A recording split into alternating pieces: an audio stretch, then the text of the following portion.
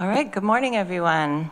Welcome to the December 5th meeting of the Government Operations Committee. I'm glad to see everyone here from the snow, safe from the snow. Do we have any changes to the agenda? Don't think so. Comments from the public? I don't think we have anyone. Let's take the minutes of November 7th. Greg moves, seconded by Susan. Any comments, questions, changes? Mike?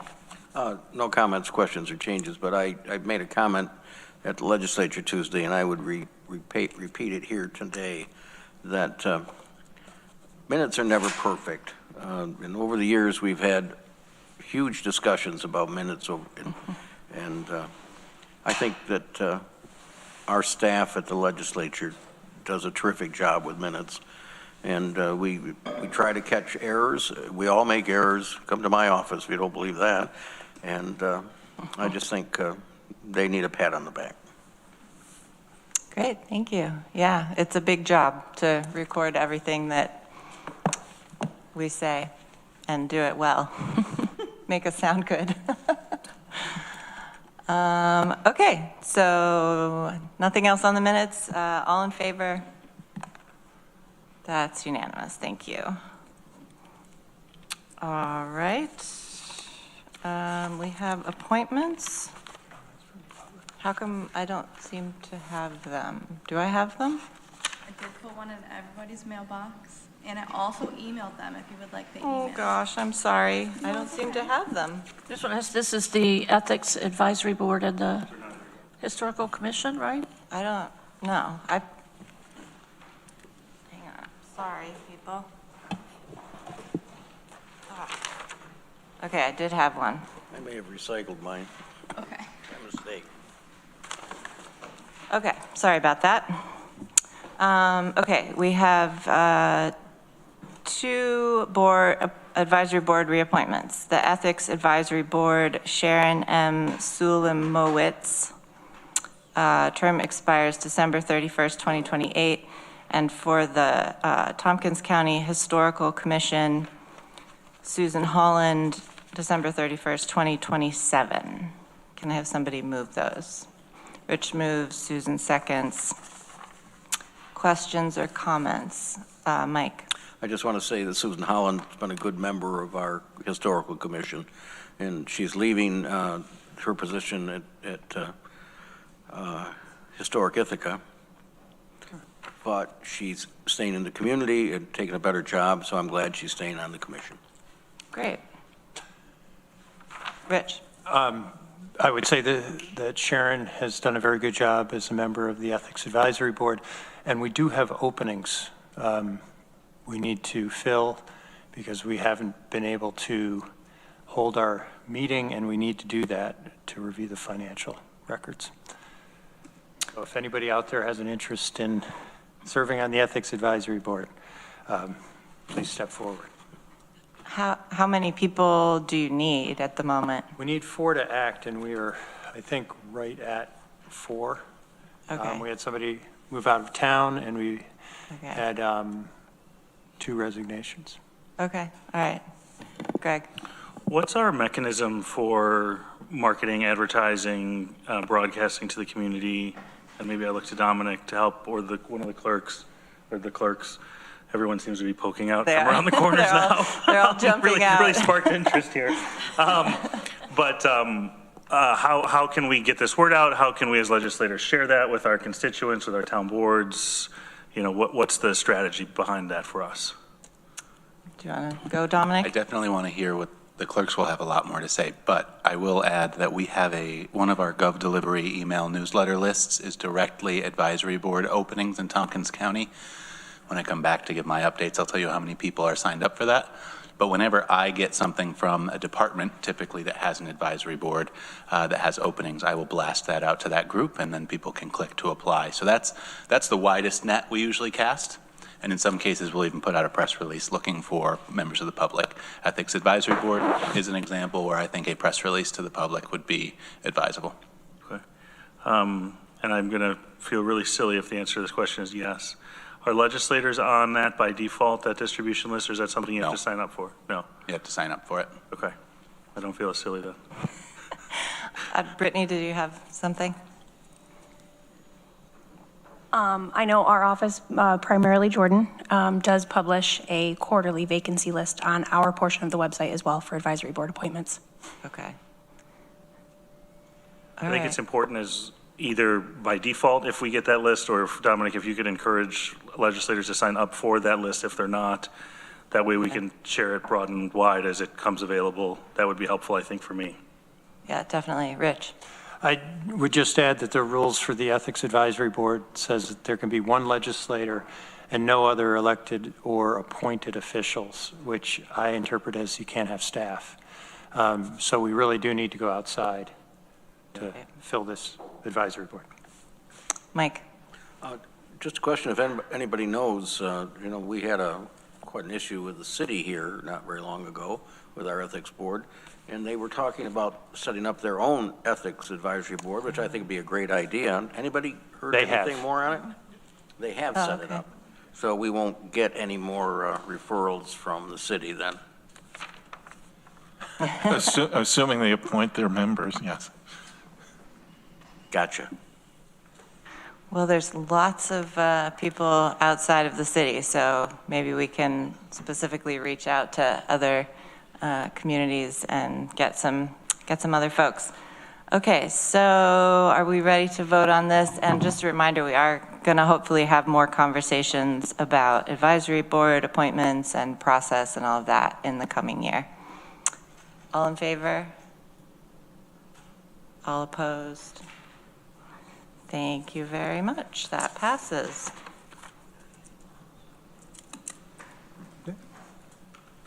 All right, we are up to our county clerk. Haven't seen you in a while. Welcome on this snowy morning. Why don't we go ahead and do the resolution, which is a resolution to amend resolution number 2023-245 of November 21st, 2023. Determination and certification of county clerk's allowance annual expenses for administering mortgage tax. Can I have somebody move that? Mike moves, Rich seconds. Good morning. Morning. So this is just I come over once a year, and it's my chance, since our expenses go up, to ask for expenses back from the state for doing the work that we do, so. Right, we've looked at this before. Yep. But questions, Rich? My recollection is this is a calculated amount, either based on your expenses or on what's allowed as a percentage of mortgage tax. Which is it?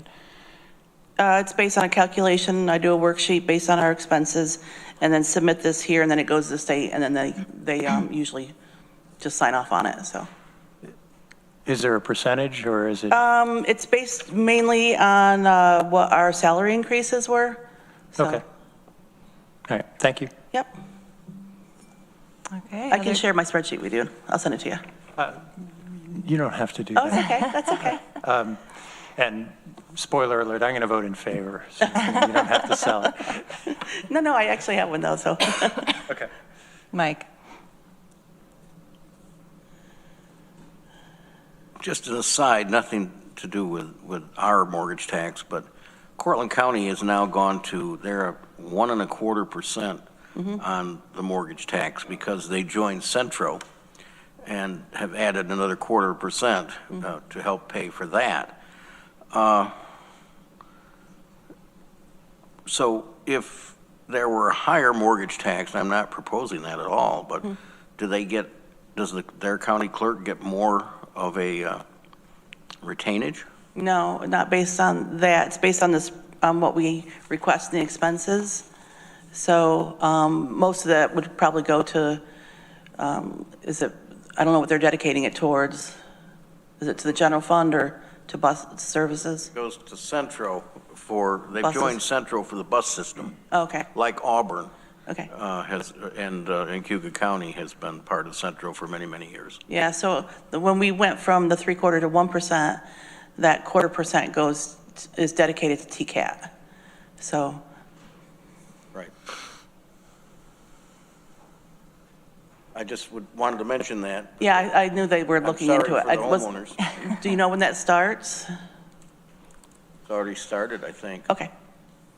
All right. Maybe it's first of the year. I'm not sure. Okay. Okay, anything else on this resolution?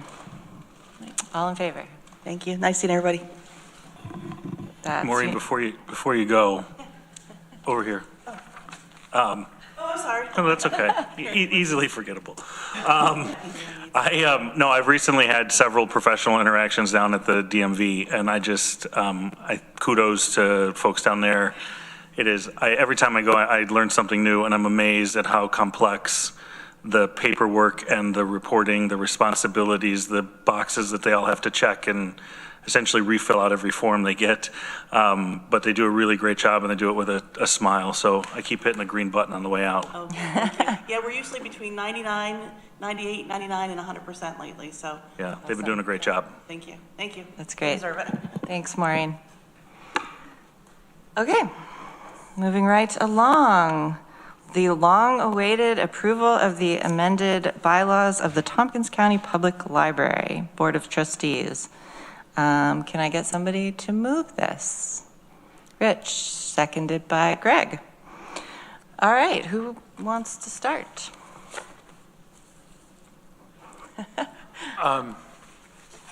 Rich? Yeah, I'm happy to see them here, but I thought they were going to pick a number, and it looks like it's still a range. So I don't know where we're at. I should have an answer to that, and I don't. Yeah, I mean, I think that we should just make an amendment, to alter this text. And I think what folks had talked about was I think 15, but Susan, go ahead. I thought I saw something. I get Me a too. lot of email about the library these days, but I thought that I did see a version of the amended bylaws that said 15. Me too. It was always 15. I think a resolution to make it 15 is a great idea. I know they were having conversation about 12 or even 10, because they were afraid about filling the seats. But I think at this point, if we picked a number and put it in, they can strive towards it. Yeah, and I think if they want to come back next month and say, actually, we only want 13, we could make that amendment easily. There would be no problem with doing that. But I think we should pass the entirety of this and at least get it on the record, and then we can make any other tweaks that we need. So does somebody want to make the amendment on packet page 19, which is the first page of the bylaws? Under membership, the body shall be composed of, and cross out that no fewer than 9, not more than. So it would be the body shall be composed of 15 members. Can somebody? I do not want to make that motion I'll make as the the motion. liaison. Okay, Susan, seconded by Greg. I don't remember who moved this, but yeah, Mike. I just want to be sure we aren't restricted either by state law or by our charter about this. Is that correct? Yeah, we're not. None. Okay. Hang on one second. So is that resolution friendly or not? Is that, Seconded, it's friendly to me. okay, Bradley, I think I moved the main motion. You did. it's friendly? Okay, all right, so we don't need to vote on that amendment. Okay, Susan. I'll just say, I don't know how it got into this range, because traditionally it has always been 15, so this seems appropriate. And if they don't have 15 at the time, they work with the number they have, as any board does, and they try to build it back up. Yeah, The interpretation, though, that they have is that it would make it harder to meet quorum, that they're going to need 8. Oh, that's, Yeah, yeah, you got to have 8 people at a meeting. it's fine. Yeah. I mean, that's the way it Yeah. always worked, I mean, historically. yeah, and I think a lot of boards, they do have a hard time finding people, but, you don't have to wait until September, October, November to look for people. You can be looking throughout the year and hopefully get sort of a pipeline of people who are ready to sign the dotted line in January or whatever, so. Traditionally, it has been a revolving, that it's ongoing throughout the year, and you add people and people rotate off, and so it's. It takes a lot of work, but I know they have a nominating committee and hopefully those folks will, continue to look for folks. I had one other thing, but Katrina, do you have something? I do. Quorum states in the bylaws, a quorum of the transaction of business shall consist of a majority of the current board membership. Yes. That's how we operated in the library in the past. So the current board membership would be 15, so they would still need 8, and I just want to make sure that they understand that. Okay, yeah. Mike? I defer to Maury on this, but if it's current membership and if they've only got 12, let's say, doesn't that mean they only have to have 7 of those at that point? Yeah, that's the way I would read it. Okay. Yeah. That is how we operated. They have worried that it's the other way. No, it's. So. I don't understand. I'm not remembering, but we have a definition of quorum In the charter. in our charter, but that's worded differently than this. Slightly differently, and I don't Okay. have it right in front of me, but. Which, I think it's fine because they're a separate entity and they can have their different definition of quorum. I think, they'll have to work it out as these situations come up, My concern is might be in violation of our policy that we passed. Right. Because if it's the current membership, if they only have 5 members appointed Right. to the board, then that would mean that 3 would be quorum. They don't get stuck in a position they can't act, though. Right. So. Let's see how it goes, Yeah. I think. Okay. And they're going to get a copy of this back. Maybe Rich could bring this question of quorum back to them and see what their concerns might be. It's a valid point and concern. I will certainly convey our county attorney's interpretation that if they go below 15, the number necessary for quorum of current membership can change too. Yeah, I'm looking at the language of the bylaws, and it seems pretty explicit. Article 7, Part 3, a quorum for the transaction of business shall consist of a majority of the current membership. I would interpret current membership to mean to exclude vacancies, and voting is by a majority of those present, which they're different from our rules, but I think they can do this. Yeah, I don't think you'd put the word current in there if you were intending that it had to be 15, and that's what I conveyed to them, but didn't. Yeah, we'll see how it works. Yeah. My only concern, and again, this is no concern of the library board, but just of the language, is if for some reason the vacancies are significant in nature, quorum could be lower than what we would advise on appropriate number of decision makers being around that table. Right. So while I understand the need for flexibility, but if you have a board that fails to fill the seats and then there's 5 people sitting around the table, then 3 people make a 15-person board. And that's my concern with this language, not saying that will happen.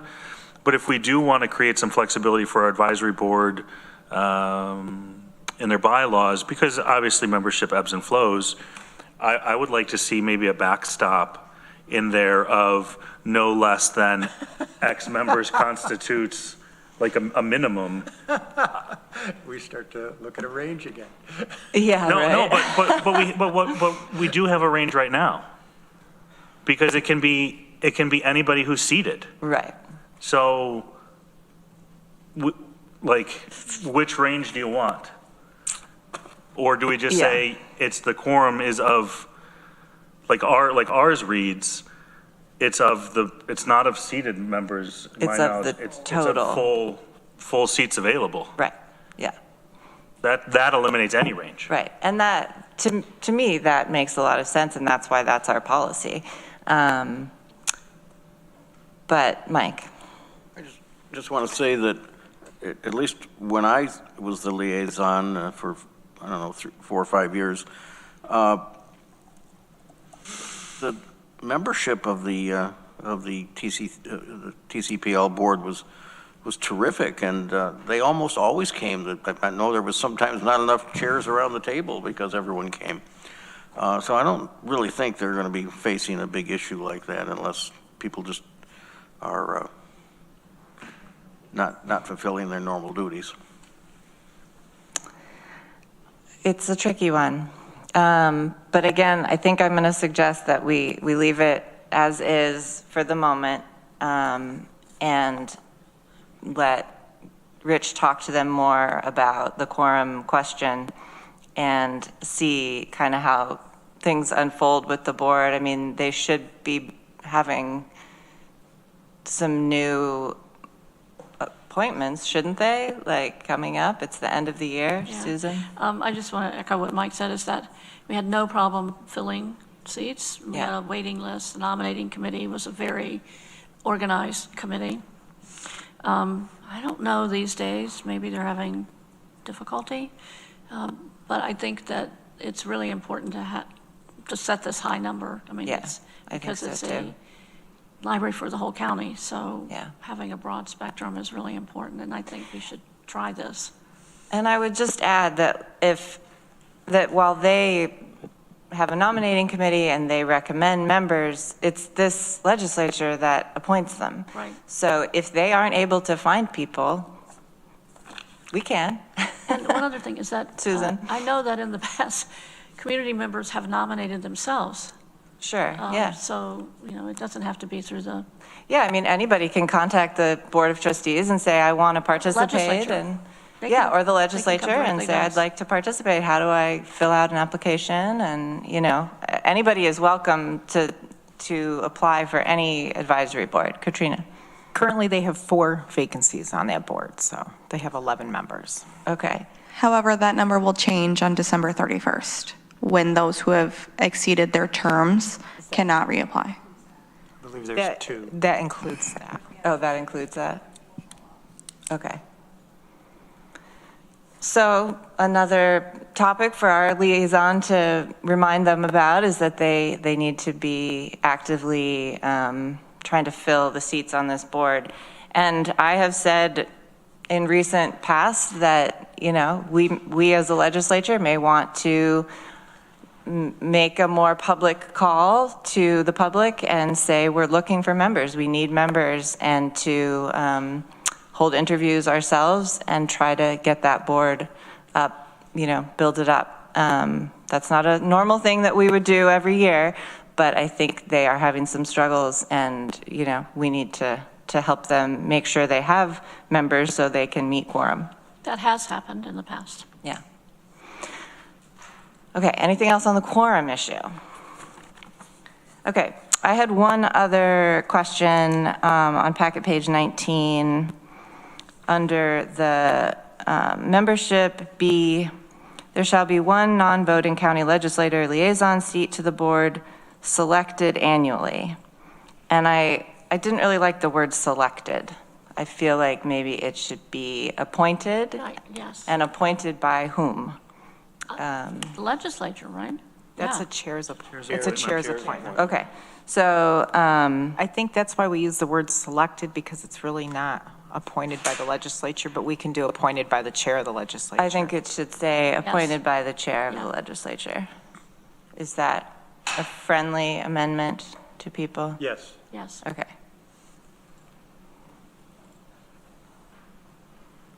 Is it subject, Katrina, to legislature approval? No, that's one of the chair's appointments. chair's appointment. It's usually done the second meeting in January, I believe. Yeah. Okay. Anything else on the bylaws? All right. And thank you, Rich, for going back and forth with this and getting this to us. And the future going back and forth. Yep. Mike? Amanda, you did a lot of work on them, too. Yeah, you did. I did, thank you. All right, all in favor? That's unanimous. Great, thank you very much. Glad to see that pass. All right, moving up to the Department of Assessment. Mr. Jay Franklin is here. We haven't seen you in a couple months. Why don't you go ahead and jump on into your first discussion topic? Well, thank you. It was nice and sunny in Lansing when I left this morning. And I got to work. I started working. Someone came in. I looked outside, and all of a sudden it was a blizzard. Like, what the? What I get for not picking up my head? I try getting out of my house before my kids start getting ready for school because that's just something I can't be a part of. But the first resolution I'm bringing forward to you is to direct my office to pause the annual reassessment program. During our conversion to Tyler Technologies and our new database, we simply don't have the staff to be able to manage that conversion along with maintaining a 100% assessment role. Our appraisers are out in the field July 1 through December whatever date most of the years, in addition to their annual work and other office duties. And it's just something that we can't staff and do it correctly. I've been to you in the last couple of years and said, I don't know if I can figure out a way. We've always figured out a way. Now we can't. It's time for us to take a step back, regroup, convert to this new database, and be able to come out to the public with the data, the information that they need to know that they're equitably assessed. We simply can't do that right now with our state database. All right, so this is a resolution. So do we need to move this? Okay, Greg moves, seconded by Susan. Okay. Did one of you have your hand up? Rich? Yeah, this was a surprise, and it seems like a pretty big shift in our approach to assessments. And I didn't see this coming. So I'm wondering, this is a 4-year change? That seems pretty extreme. Well, we're start converting in October of 2025. We'll go live July 1 of 2027. After a 2-year break from it during that conversion, we would need 2 years in order to do a full countywide revaluation of revaluating every single parcel. So for the 2028 roll, we'd start revaluing farms, vacant land, smaller commercial properties. And then once we hit into 2028, then we'll start revaluing the residential parcels along with multifamily units, and then publish the new roll on July 1 of 2029. So there would not be changes in assessments for 4 years, except for, say, new construction or? Correct. Any new construction, demolition. Are there any alternatives to this? Because you've always said that yearly equity maintenance is the gold standard, and that's what we've worked to do. Yep. And we've talked about adding headcount to your department to make sure we could do it. Are there options here? The only option I can see is us not reviewing properties, but simply applying a trend to all of those parcels in a certain neighborhood. It's painting with a very wide brush, as opposed to the fine detailing that we tried to do. So yes, it could be done, but at what harm?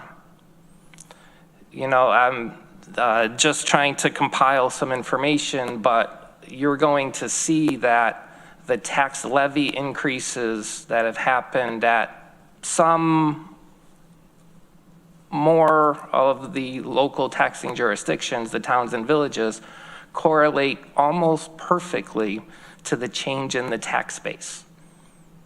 You know, the city of Ithaca has a 0.97 correlation coefficient, which means their tax levy has changed exactly the same as the tax base has changed. Now, those two figures are related. They ultimately create a tax rate, but they are not supposed to be correlated. The village of Trumansburg is at a coefficient of correlation of 0.98. And 1 means it's perfectly correlated. If it went up 8%, it goes up 8%. But that seems to be a different issue. We certainly have imperfect politicians, and we have some in this room. I probably am one of them. About 5.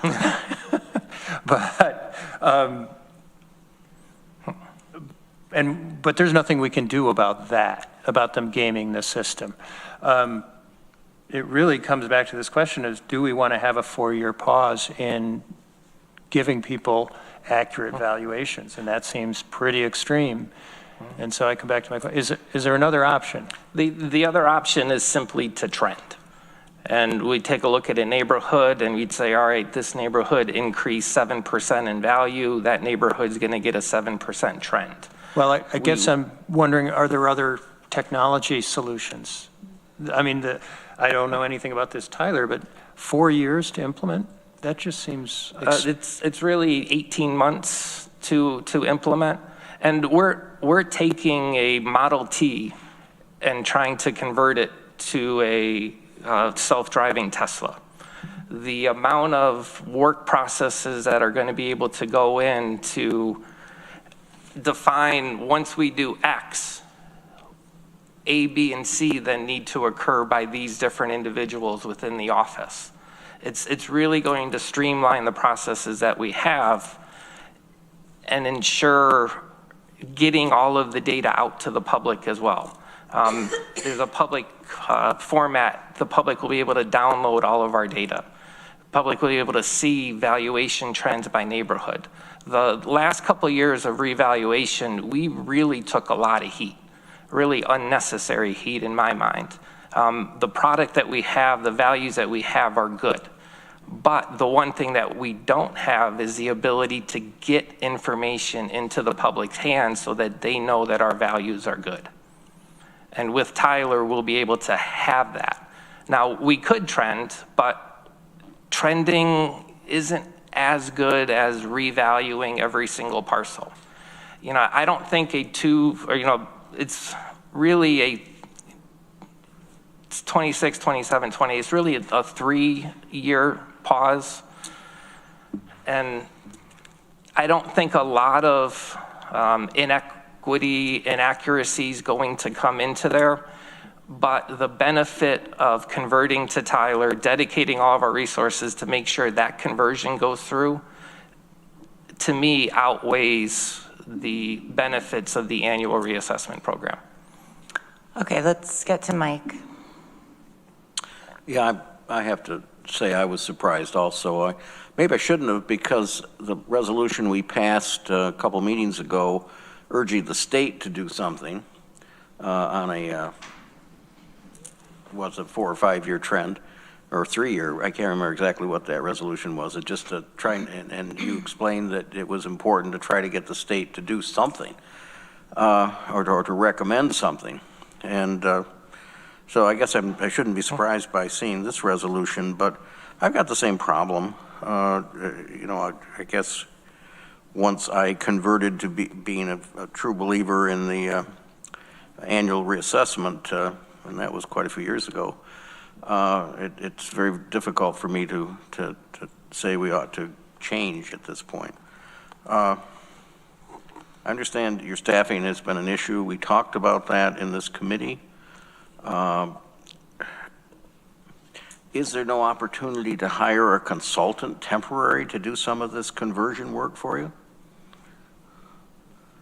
The consultant would need to know the inner workings of our office and know who's responsible for what. So we could, but I don't think that's going to manage it. In addition to the conversion, we also got to take our data that's collected in the state's data collection format and convert that over to how Tyler is collecting that data and recording it. There's data that Tyler is going to be able to offer us to record and take into account for valuation that our state database doesn't allow now. So we got to do that fit gap analysis to figure out how can we take this data, collected this way and converted into data collected another way. There's going to be a lot more data items that we're going to be able to record. It's not, you know, it's not something that I'm picking out of the air. I would love to stay on annual, but in order for us to go forward, we need to convert, and we need to make sure that that conversion goes well. The conversion scares me, to be honest. But this, you know, this pause was discussed during the budget meeting as well. Greg asked me the exact question. And I said, Well, you know, this is going to be a pause, and we'll be Greg's- bringing it back. Greg has brought this up more than once. But I fully agree that assessments aren't the reason that we have increasing tax levies in the other municipalities. And I don't think we should ever back off on doing the proper assessments to equalize amongst our property owners because of the failure of other municipalities and school districts to behave in a conservative manner, let's put it that way. So I'm having some real trouble with this. I'm also worried about reading very recently about the fact that a lot are predicting we're going to have a real correction in real estate nationwide. And maybe we've peaked already where we are. And so my question is, if we go to this, what happens if we get a correction like that? How do we go back to the mostly the residential properties and be able to correct downward if necessary?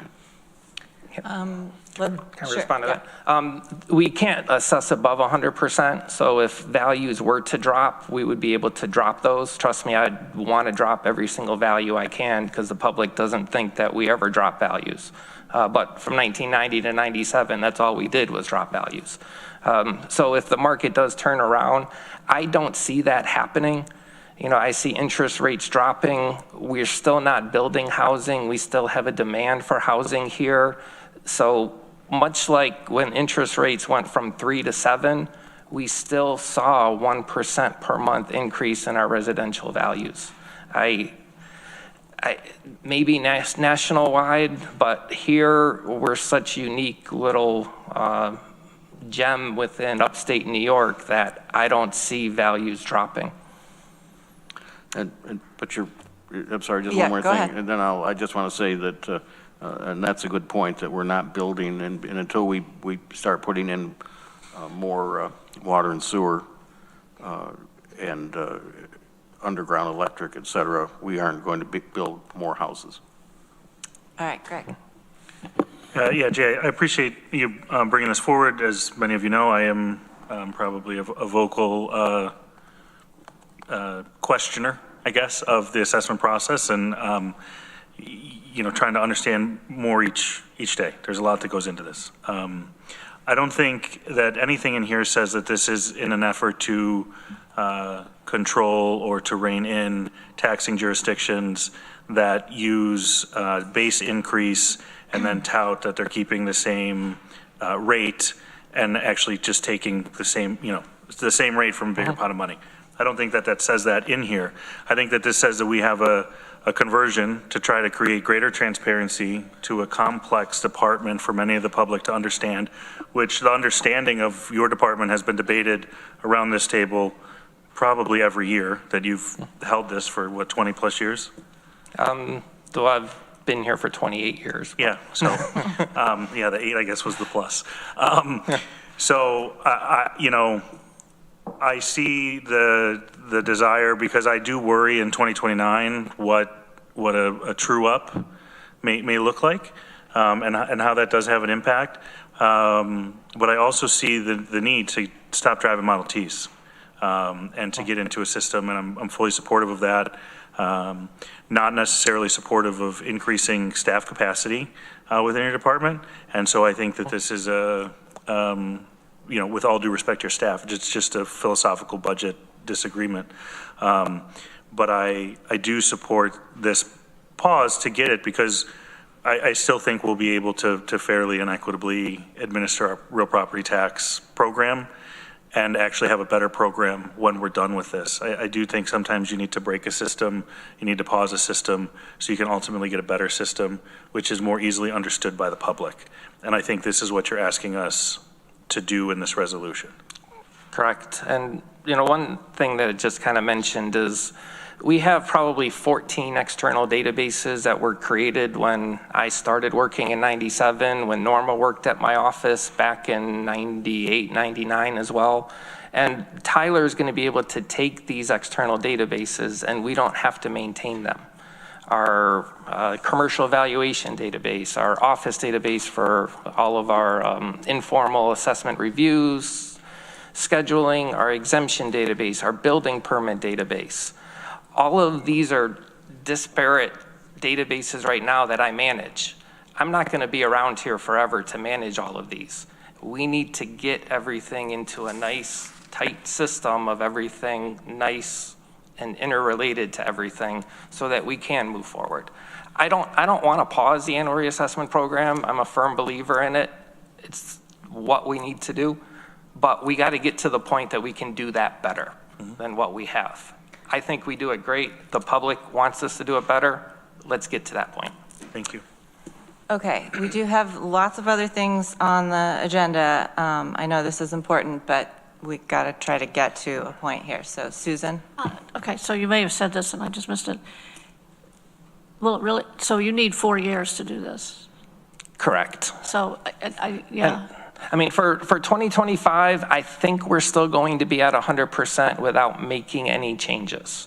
I'm working with New York State to take a look at that. We're still 95.12. Our vacant land's a little bit less than that, but I think overall we're still going to be able to claim 100%.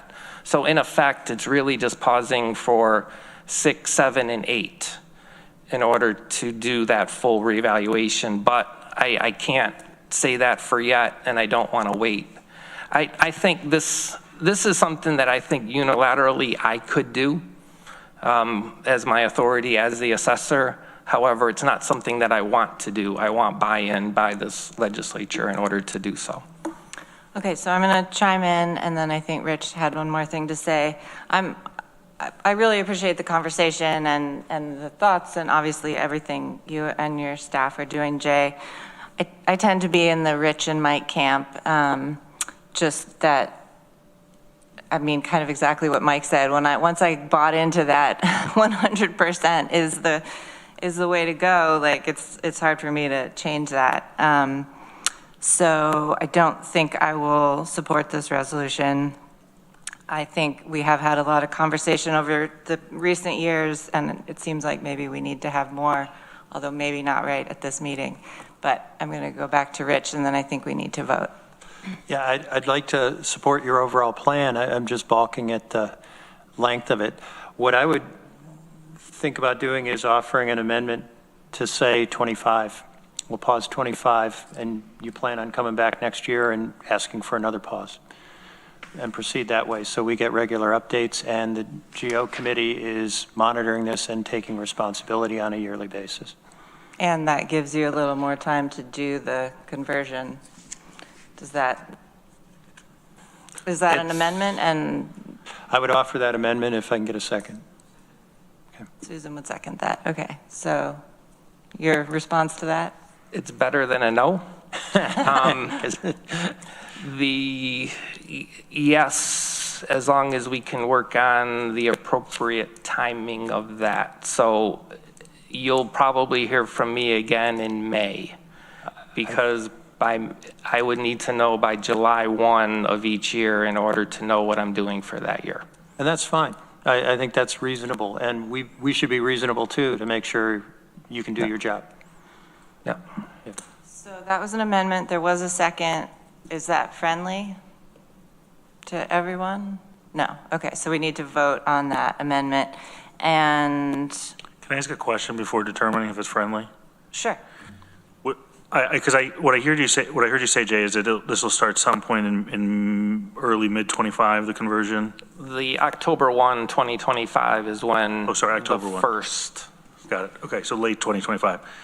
I would see more reasonable to provide time to Jay for 2025 and 2026, and then come back and see where they are with the conversion, because you're not even really starting the conversion. And then what information are we going to gain in May of 2025 for us to make this decision again? It seems like we know the timeline. We hear what the department is asking for.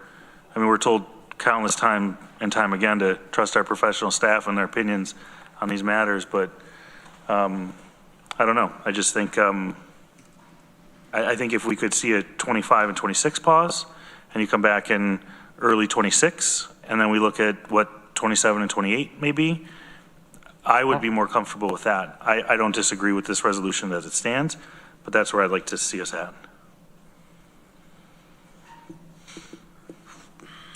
Mike? Well, to that point, Greg, I think this is a policy decision.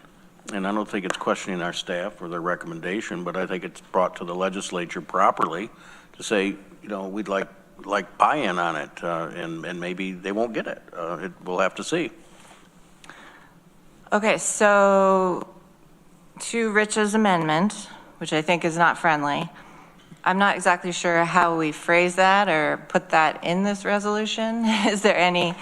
I would propose changing from 2025 through 2029 to 2025 with the ability of the assessor to request an extension.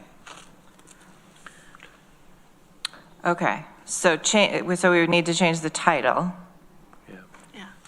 And then,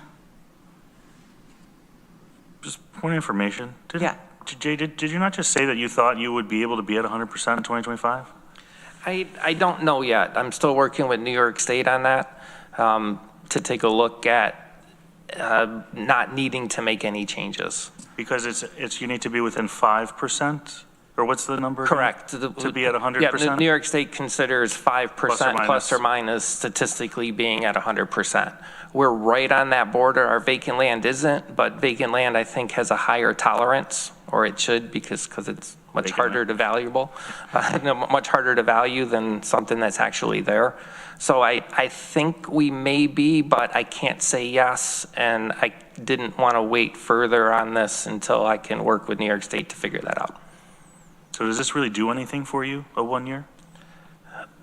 For 1 year, I don't know if it's going to tell us anything more, except by the time I get to May, I'll know how our 2025 assessment roll would look in order to see if there would anything that we would need to do for 2026. So it tells me something. But in May, I could come back and, I could be like, oh, the market didn't go anywhere. It's New York State said our 2025 was 100%. Our 2026 is probably going to be 100% too. Or I'd say we need to revalue 3 neighborhoods and 2 towns. But if this direction is to pause the annual equity maintenance program for 2025, what direction does that provide your department to pause it? Because then how would you then be able to institute the annual equity maintenance program if we've made a declaration for you to pause it in 2025? The only thing pausing in 2025 does was allow New York State to say, no, you are at 95%. So that would allow that pause. Okay. So 2025 is kind of when you override the tax cap. You don't quite know if you're going to do it, but it's just to be safe. Yeah. Okay, we still are on the amendment. It sounds like we want to, the amendment is to pause for 2025, so we would change the title. And then in the resolved, I guess the first resolved would just say pauses the annual equity maintenance program for the 2025 assessment roll, and then cut the last resolved? Yes. Yep. Okay. Yeah, we could add language to the extent of with the ability of the assessor to request extensions of the pause. I'd put that in the first result. Okay, did you get that, Jordan? The ability of the assessor. To request extensions of the pause in future years. Okay, we're ready to vote on the amendment.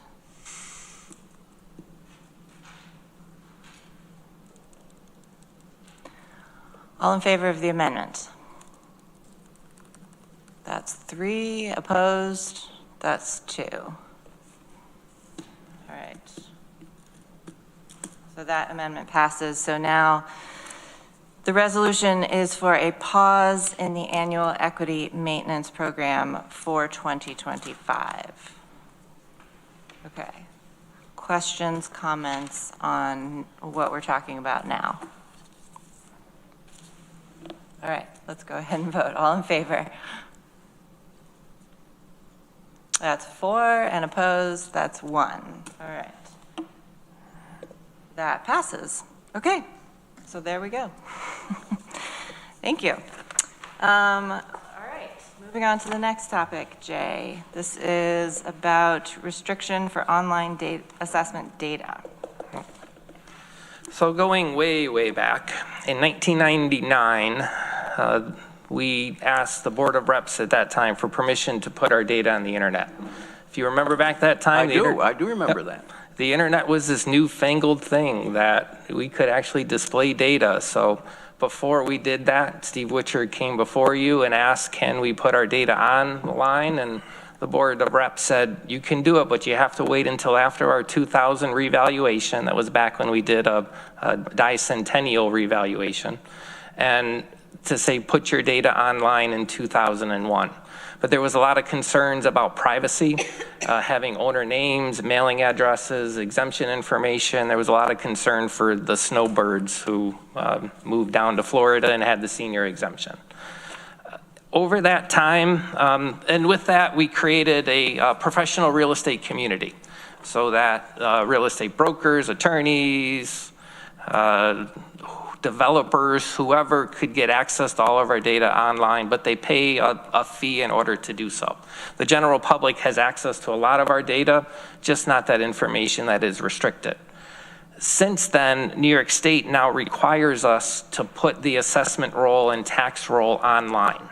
It has all of that information on it, names, mailing address, exemption information. It's just not searchable in a really good format. It's just in a static PDF. Over the years, I came back to the GO twice in order to try to get this restriction lifted. And both times were told, no, we still want to have that privacy. But since then, I haven't come back. The county website has grown, more data has been put out there, and I just didn't want to cause any issues with other departments and things like that. You know, every once in a while we'd get a member of the public who would say, I want access to everything. It's available. We'd send them out whatever they want. And I said, well, if you have issues with this, please talk to your county rep and bring that up. I'm not going to come back a third time. I've learned my lesson with my kids. I should have stopped at 2 rather than going for that third time there. But now STG is a company that publishes our data online. They've been bought out by another company, unfortunately. So now I got to figure out what to do in this 2-year period before we're able to go live with Tyler Technologies. So one thing that I said, if I can open up the data to everyone, that may allow me to find a vendor out there who can publish the data in just one format without having to have that subscription fee. It may be something that we can do internally as well in order to get to that point where we can consolidate. But it's just kind of right for me to come back and say, what do you all think? And maybe some new members didn't even know that we had it restricted or why we did. Okay, great. Mike? Yeah, I think opening it up is going to be fine. Now, 2 things, and I'm sure you're aware of it, that there are state laws now that say certain individuals' addresses can't be published. And so we have to restrict those. The other thing is, at least in my office, we go and get a lot of that information right from going to the tax rolls and getting copies of the tax bills. And they often have, like on the school tax bills, you can get the details about the assessment and other things on that. So you have to go back around, but you still can get most of that information. We can't get everything that you have, of course, but it's, I think it makes a lot of sense for the public to have access. Anybody else? Rich? I'm a longtime user of Image Made Advanced. I always feel like I'm in the club when I get into the advanced rather than the basic. Are we out of compliance with state law? Reading your memo, it sounds like we might be. No, we do put all of that information online, the tax rolls and assessment rolls. We did a quick search of other counties. Cortland County also does restrict it to a login. Yeah. Nassau County as well. But, just Google yourself. I'm like, oh, that's where I lived in Florida. I forgot where that address was. It's like, how did you know I lived there with that person? So it's just the information that's available now pales in comparison to the private information that my office keeps. I'm fine with this. And, granted, one thing, we still have confidential information in our office. We have private health information. We have income and expense information. None of that is ever shared, ever divulged. We don't even put it in our state database because our state database does divulge that information when our state provides that information to people. So still, true confidential information will not be divulged. And I think we just passed a policy resolution not that long ago about confidential data. So there you go. I'm fine with this as well. Any other? There is a small cost to that. We do have about $6,600 that we take in to pay for that. But that's, once we go to Tyler, we won't have the cost of maintaining that website. But $6,600 isn't going to touch my office's budget. That's just part of it. So it's there. I just want you to know, but you probably won't see something from me coming and saying, hey, I need $6,600. Right, gotcha. I may come back and say, hey, I need $40,000 to go to this other vendor, but we expect that. Yeah, I won't go $6,600 to make my budget whole. That's crazy. All right, sounds like third time's a charm. Hey, woohoo. You have the support of this committee. Do I need Does he need a motion? Oh, I was going to say, do I need some, since we have the resolution? I'd make the motion to direct the assessment department to do this. Okay, and Rich seconded. Any further conversation? All in favor? That's unanimous. Great, thank you. All right, moving on. We have another resolution authorizing a public hearing on proposed local law number A of 2025, a local law adopting the tax exemption allowed pursuant to new real property tax law 421-P. And can I have somebody move that? Mike, seconded by Greg. So this is a public hearing, but do you want to talk to us about this? So this is bringing back the accessory dwelling unit exemption that came out of committee and then was sent back to you at the full ledge in order to put a restriction in that these shouldn't be used as short-term rentals. Right. I talked with Nick. When I think of short-term rentals, I think of Nick downstairs. And what he suggested was putting in that these units will not be rented for a term of 29 days or less.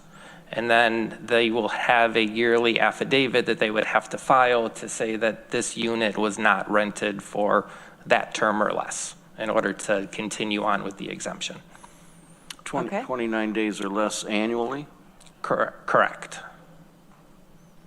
Okay, questions, comments? I think this addresses what some of the concerns were. Greg? Yeah, then this would prohibit even where it's allowed. Correct. For the exemption purposes. Correct, yep. Okay. Yep, you'd still be able to build the unit, you just couldn't get an exemption for that. Got it. Okay, thank you. Assuming you told us the truth. Everyone in Tompkins County tells the truth. Exactly. Yeah. Okay. This is authorizing the public hearing on this. All in favor? That's unanimous. Thank you. And then following up with the adoption of local law number A of 2025, a local law adopting the tax exemption allowed pursuant to new real property tax law 421-P. Can I have somebody move that? Greg, seconded by Susan. Rich? Is this premature? We haven't had the public hearing yet. I always wonder that, but we usually do them both, right? That way they're at the legislature at the same time, I don't know, Katrina knows. right? Feels odd, especially We- across the new year. We typically do them at the committee at the same time, and then the resolution for the public hearing will go to the next legislature meeting establishing the public hearing But on not, the but same. not this resolution. No, that resolution will go the same day as the public hearing. We have the public hearing at 5:30. Right, and but then we do this because then we have the, it doesn't get hung up in committee. yeah, and- right. Okay, thanks. Greg? Just to clarify, this only counts for county taxes. Correct, yes. And so if this were to pass, we could follow up with a resolution encouraging other taxing jurisdictions to consider the same? Correct, yep. Great. Yep, and once this does get passed or not, then I notify all of the taxing jurisdictions. When we increase the senior and veterans, I did that as well, and it's actually getting some traction. I just took an email from Spencer Van Etten. They haven't increased their senior exemption since 1995. Wow. And, you know, that's $9,000 for a 50% exemption. So hopefully they'll get a little traction on that. Could I request that you report back on the exemptions that we passed once you know for whatever the next tax cycle would be on what taxing jurisdictions aligned with our position and those that deviated from? Yep. Yep, I'll be back in April, May, as time permits. That'd be great. Thank you. Yep. Okay, we ready to vote on this? All in favor? That's unanimous. Thank you. Jay, it's been real. Right. Thank you. Thank you. Good to see you. Amanda, good this seeing might actually be a question for you, but it seems like we did not pass the increase in the senior and the disabled exemption. It was a 7-7 vote. Am I right on that? No, that was passed, the 7-7 vote was a business, and no, that wasn't the business improvement exemption. That would have been a six You're right. vote. It was the, Yeah. you're right. I got the wrong one. It was the one to put us in line with most of the other municipalities on the 50% reduction on the new building. Yeah. That failed 7-7. And that's I what think 6-6, because Rich and Greg Was it 6-6? abstained. Yeah. My question is, are we going to try to bring that back? I actually emailed Mike Sigler on that, not because I'm trying to go over what the legislature did, but Mike has expressed interest in that exemption, and he was not there at that meeting. So that's why I had asked him, and I haven't heard back. So I don't know if that's something that would be coming back, or what my role would be in bringing that back. Let's follow up with that outside of this committee. We have a lot of other things we need to go through right now. All right, well, let's not lose track of it. Okay. All right, thank you, Jay. Cool. Thank you. I'll have a good holiday. Take care. Thanks, Jay. All right. All right, we have several things to discuss related to Board of Elections, and there's Alana and Steve on the screen. So the question and discussion has come up in a couple different places about the even year election law, and I know Maury has done some research on this. I think folks wanted to have a chance to ask any other questions or hear more about it. So thank you, Alana and Steve, for being here. And I don't know if you want to go ahead and start and give your thoughts and opinions on it, and then we can go from there. Well, the even year bill was passed and signed by the governor, I believe it was last year, and it was appealed to State Supreme Court in the Syracuse area. And the judge there ruled that the bill was unconstitutional. Subsequently to that decision, that was appealed, and I believe the Attorney General got involved, and she sought essentially bypassed the middle court and went straight to the court, and sent this straight to the Court of Appeals is where it is currently. I think the reason for that was that if you went through, it was likely to get appealed no matter what the decision was at the middle level. And I guess she felt that in order to get it all completed before the petition season starts next, late February, that you could hopefully get a decision by then. But as it currently stands, until the Court of Appeals rules, we are proceeding with the idea that all county legislators will be running for a 3-year term next year. So we hear differently. Maury, you want to jump in? That's consistent with everything I have seen on the issue as well.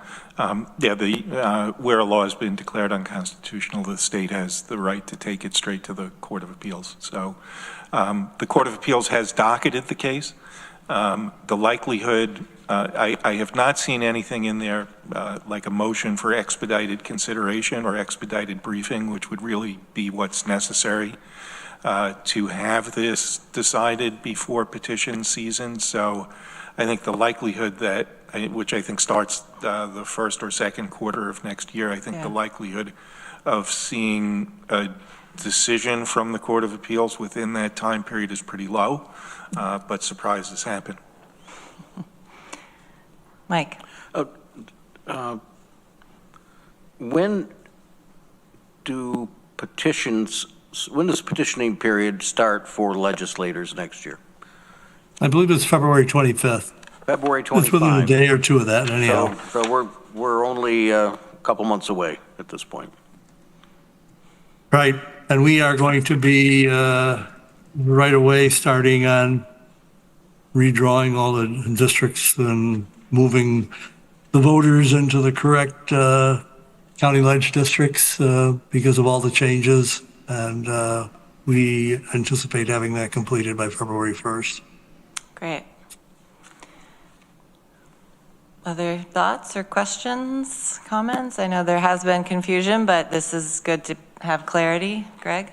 Yeah, Mike asked the question when the petition period starts. When does the petition period, how long does that last again? It's been a couple of years. Yeah, I think if I recall correctly, the filing period is March 31st through April 3rd. So it's only about 5-6 weeks. Okay. So something could come out in that time period and people could still be aware before something could potentially be changed.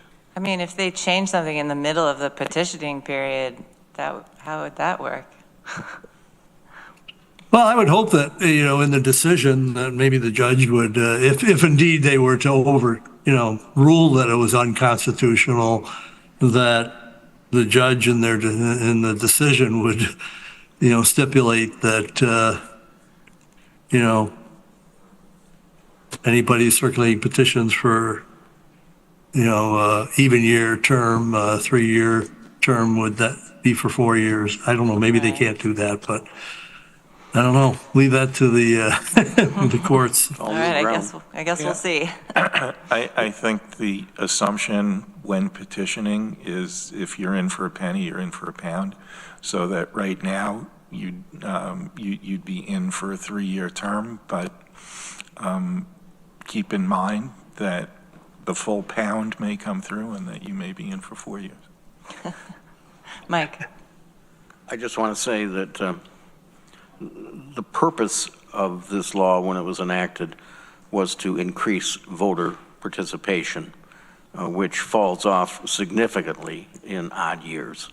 And so it's even though there's some constitutional issue here, it still was our legislature trying to support more voter participation. All right, thank you for that discussion. Let's go on to the next topic that you have for us, Board of Election salaries. What do you all want to say about that? We've been reviewing descriptions of the here, and they're not consistent with the work that they're doing on a day-to-day basis. So we're going to be working with HR to get them reclassed, and that might require a salary change. So we just wanted to kind of present that to the the GO committee and let you know that we'll be working on that over the next few months. And to that note, I have a question about the living wage and the election worker. I don't know where, like I've heard a number thrown out, but I don't know, exactly what that means for our county and the living wage and the election worker. So I don't know if that's something you could talk about today or. I have no idea. Several people are looking like they want to talk. Let's go to Lisa. Hi, Lana. So the living wage for 2025 has not yet been officially announced. We have received pre-notification that they expected to jump up by $6 to at least $24 an hour.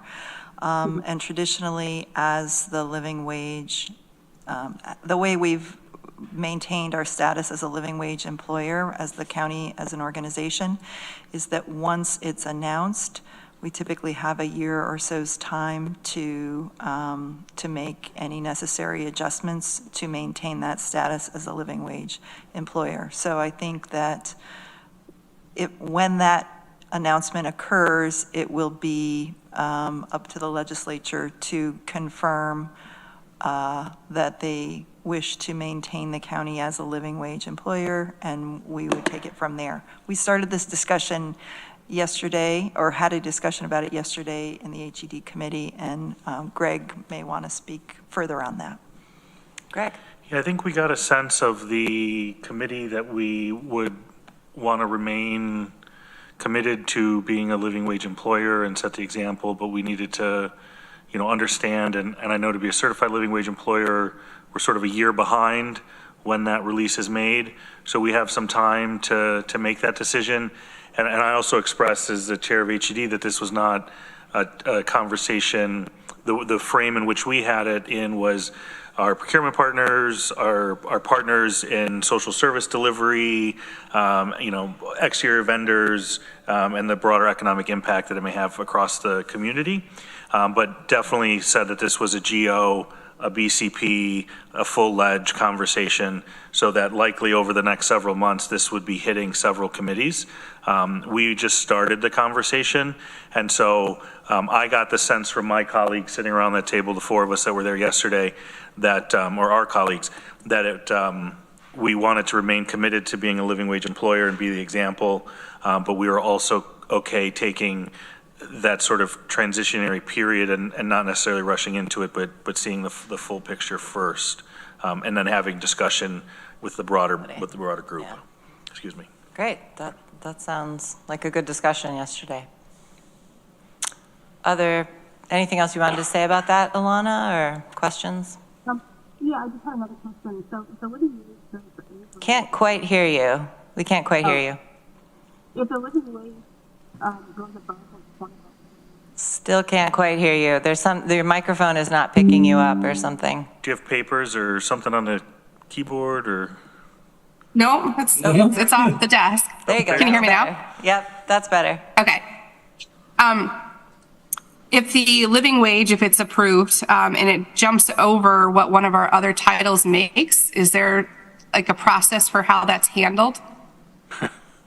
Lisa? Yes, we would need to look at the county and all of the wage schedules in their entirety to look at compression issues and make those adjustments as far up the wage scale as necessary. Okay. Mike? Okay. When we started doing living wage and where it was not terribly much higher than minimum wage, some of us were saying, well, what's going to happen in a few years with this? And now I think the few years are here. First of all, we have always chosen the highest calculation of living wage. There are many different calculations around, but we've always stuck with what started as the Alternatives Federal Credit Union. I don't know whether they're still doing it or whether Cornell has gone to it, but we still have probably the highest one in the state that I'm aware of. At least it was back when there was a committee working on it.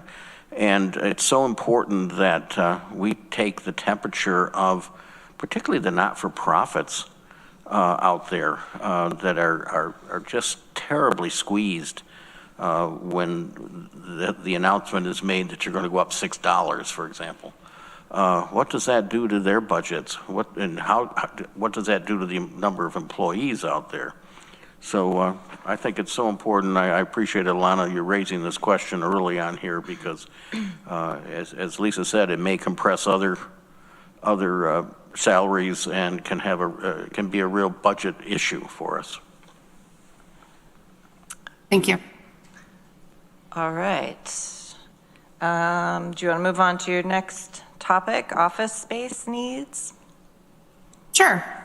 Our Hanshaw Road lease runs out at the end of 2025, and the space needs for that warehouse as well as our space needs are changing or have changed. We both have limited space. So we would like to look for a building within the city limits that can house us both. It has become very difficult to run Hanshaw with us because geographically we're located in two different places. So I'm hoping to work with Jesse and possibly Norma in maybe March or April to work with a realtor and find a location and then come back to you with our findings to see what we're allowed to do. Do you know the restrictions for where the Board of Elections can be? Aren't any, are there? I don't think, people are shaking their heads no, that there don't seem to be restrictions. Okay. Yeah, my understanding is that if you move it outside the county seat, which I think is the city of Ithaca, that it requires a referendum to do that. Are we talking just storage? You're talking about your whole office? Well, ideally, it'd be great if we could put our whole office and storage in the same building. That's our goal. Oh, then that would be an issue then, probably. I mean, is this all part of the conversation about the center of government as well? Like where the Board of Elections fits into that? Yes, overall, the Board of Elections is part of the center of government plans and project. However, with the lease expiring at the end of 2025, they're bringing this to our attention right now. Okay, what are you looking for from us at the moment? Just a heads up that we're going to pursue this and see where it takes us and come back to you with any findings that we have and then go from there. Okay, Greg. Yeah, I just wonder if this would have overlap with the Downtown Facilities Committee and sort of the holistic space planning in the county seat. Yeah. So just to keep that also on the radar, and I would defer to Lisa to maybe help shepherd those conversations through the appropriate committee. Okay. Great. Thank you. Anything else on the space needs? All right, and then you have another topic about poll books. Our poll books are poll pads that people sign in when they go to vote. They're Apple products and their security is running out, well, I guess this year. So we have a grant from the state to upgrade those poll pads. And we should have enough money to cover everything unless we need new cases. Or if there's something that's missing on the quote, we're going to talk to them today about that. So in the event that we need additional funds, we'll be coming back to you for that in a couple months. But as of right now, I think we're okay, but can't say for sure until this afternoon. Okay, all right. Always good to have a heads up when people want more money. Greg. Yeah, and maybe this is a policy that we have or technology like disposition. What happens to those iPads that are currently in use? How are those either recycled, repurposed? What's the plan for disposal of that? Or are those leased? Is that leased equipment? No, we bought them, but we can return them to the vendor, and they would give us, I don't know, $10 a pull pad or something. Or we can keep them. If you have another use for them, we could figure out how to wipe them and donate them. Okay. Right, I mean, we have I think we have a reuse policy that we worked on last year, so that would be good to look at. And yeah, the IT department has thoughts about how to deal with that stuff, and Bridget's nodding, so. Yeah, I would just ask that we really look at what the reuse policy is before Yeah. just, getting like half a pennies on the dollars, from returning to vendors. Is there better use for those within our community somewhere? Yeah, definitely. Other thoughts, questions? Any other questions in general for Alana or Steve? Rich? I just wanted to say, I have received no complaint at all about the election, which I think is a good sign. I think you guys did a good job. It seems like everybody got through it, and we had a lot of worries about it, but you managed. So thank you. Yeah, and I don't know if folks had a chance to read the hour-by-hour summary that Dominic sent out. I mean, it was great. It was, there was people up at like 3 a.m, doing stuff until late at night, So I hope community members were able to read that too, and really get a sense of how much goes into one day. I mean, let alone all the preparation and everything, but it was one day of a lot of work. So yeah, lots of gratitude to you all and your office. I'd just like to add that, maybe you all already know this, but emergency preparedness and IT, Sheriff's Department, communications, county administration, we've had 3 or 4 tabletop exercises prior to the election to go over an action plan for how we would deal with any any of the things that that we were worried about might happen. And it was very helpful. We appreciated it very much, particularly when we did have an event that we weren't expecting, where a voter ran their car into the polling place at Linderman Creek Apartments, and our plan that we put together kicked into action. They were able to assess within minutes that it wasn't, a foreign actor, bad actor that was trying to disrupt our election, and we were able to move our polling place within 90 minutes. It was great help from everybody, and it was great. Yeah, that's great. I appreciate the quick work. That's actually my spot where I vote. So I'm glad that it worked out very easily and quickly. Okay. All right. Well, thank you so much for being here, and enjoy the snowy afternoon. Thank you. Thank you. All right, moving along to administration. We have an update on our county strategic operations plan, and I'll look at Bridget. Good morning, thank you. So yes, I am pleased to present our first iteration of a quarterly update on our strategic operations plan. So just a little background information on the work that went into this first update. As you'll recall, we adopted the strategic operations plan in the summer. And then since that time, we've worked one-on-one with departments and our consultant, Barry Dunn, to take each goal area, objective within those goal areas, and break them into action steps for implementation plans for each of the objectives within the strategic operations plan. We've assigned each of those action items to lead departments, and we've created a reporting structure by which departments are regularly reporting back to county administration where they're at with the progress and statuses of each of those action items. So our goal is to present to this committee on semi-quarterly basis where we are at with each of the objectives within the action items. This is a tool that we've built with our consultants, so it's using all the same graphics and templates that you've seen throughout the process. We would be open to your feedback if this is a template or tool that you would like to build upon. Like I said, it's our first attempt, so we're definitely open to the feedback on this, but the ultimate goal is that you all have regular and consistent updates as to where we stand with the objectives outlined in the plan. Before I open it up for any feedback or questions, I did also want to note that we also had outlined or come up with the key performance measures as well as part of our strategic operations plan. We are currently in the process of working through our OpenGov software to present that information.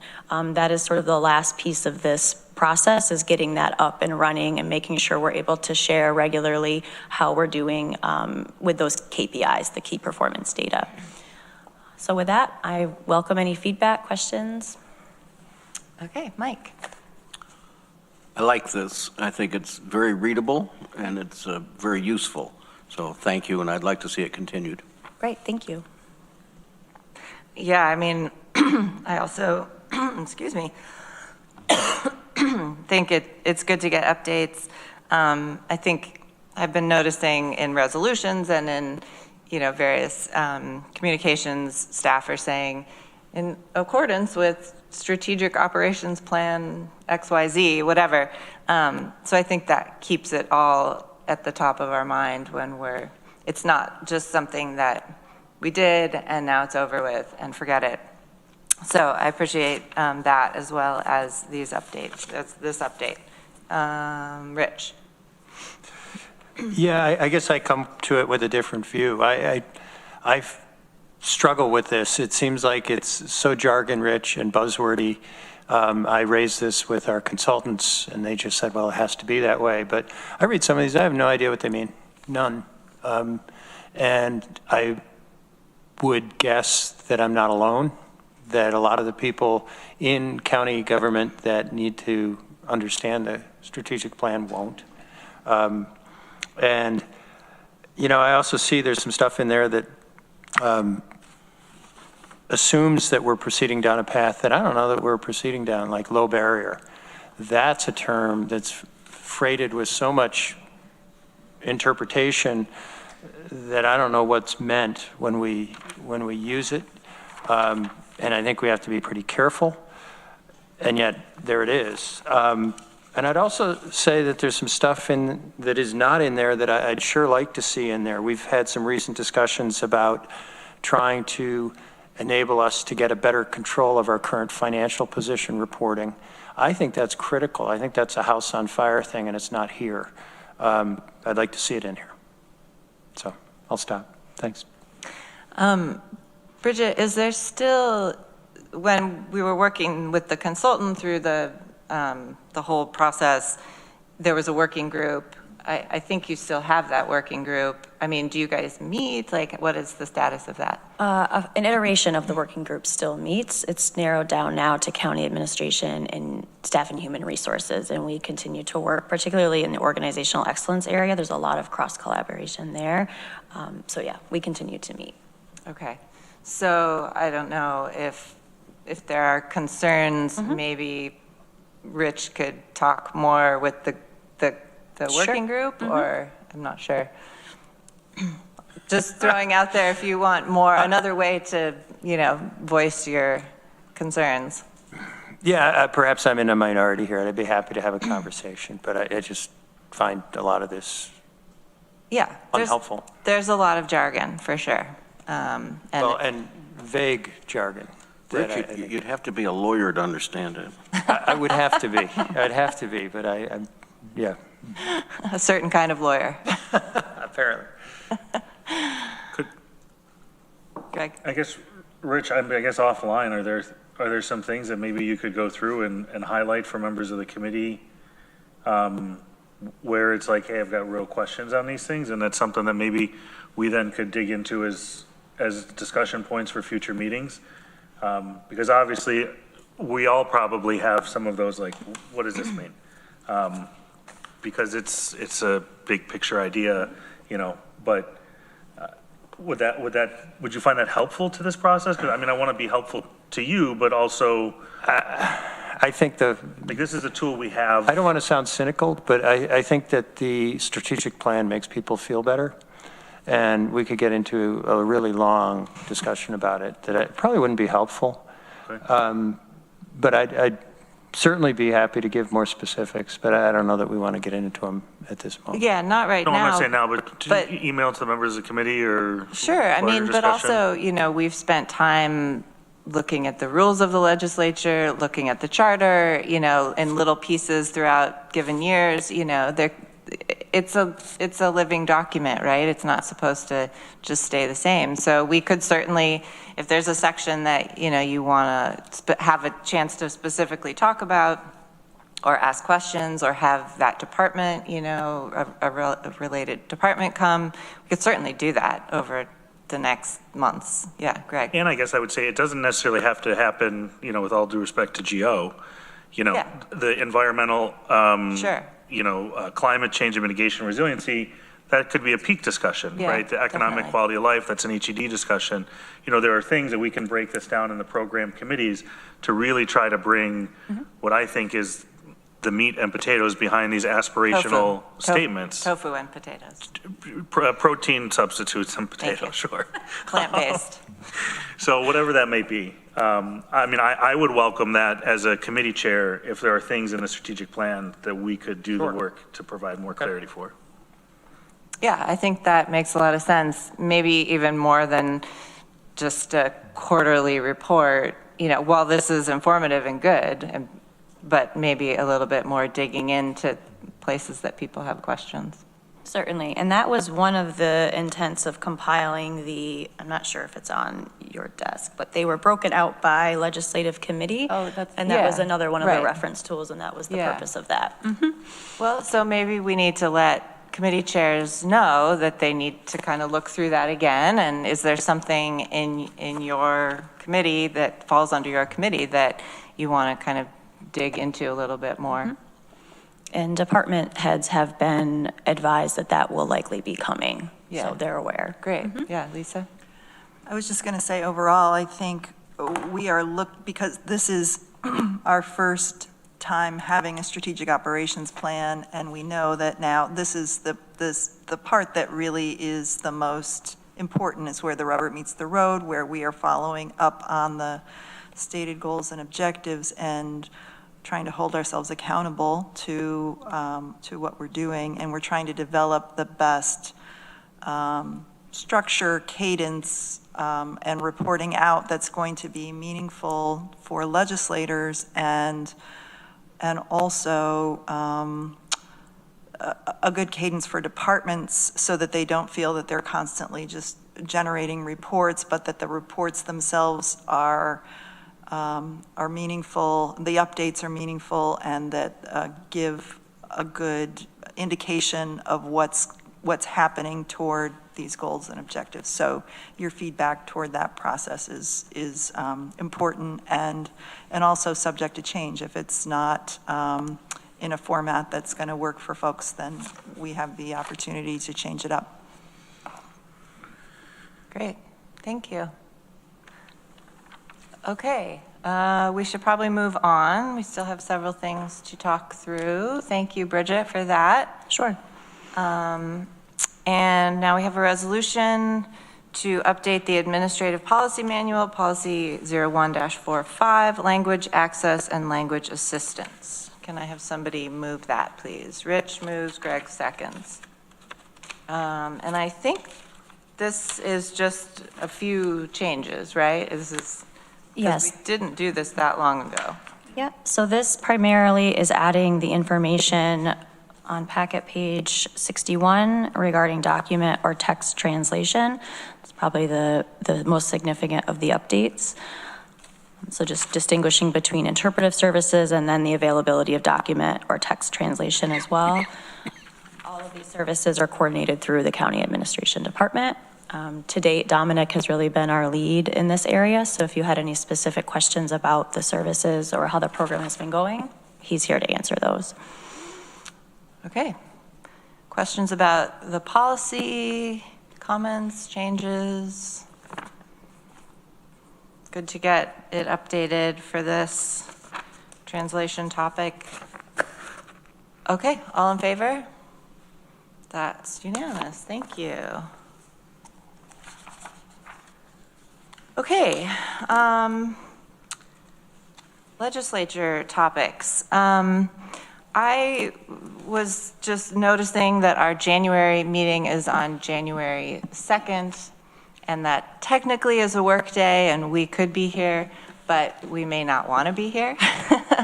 And I had suggested to the clerks that we try to find another day, and they have proposed two other options, which would be January 6th, which is the following Monday, or Tuesday, January 7th in the morning.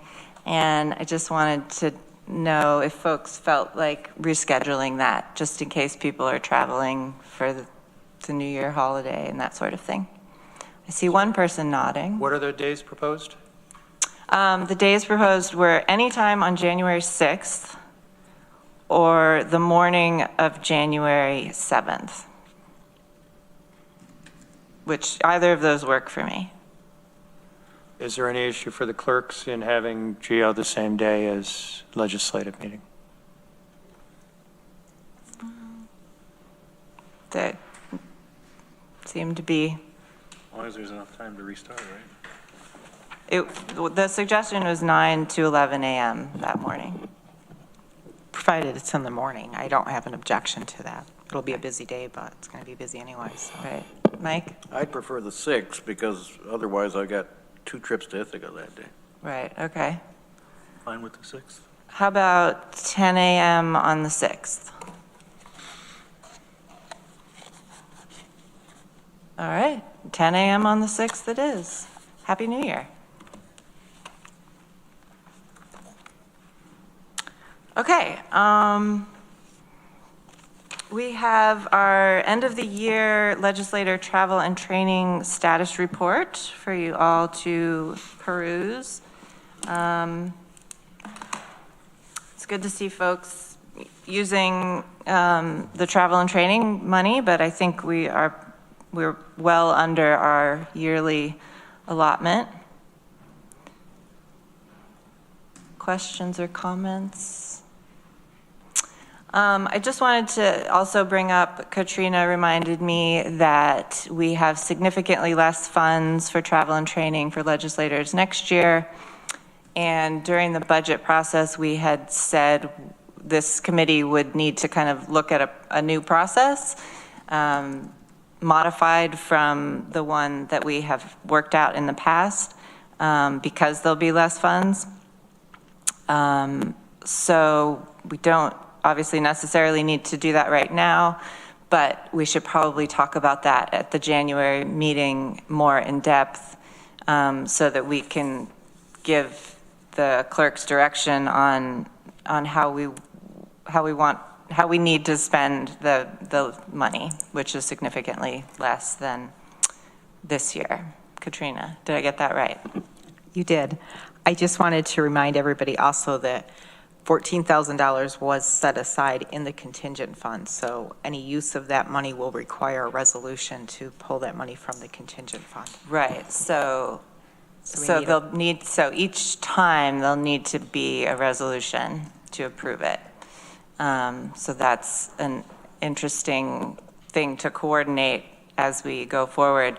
The NISAC conference is at the end of February, so I think Katrina said they were going to go ahead and reserve some rooms. So we've reserved 5 rooms, so.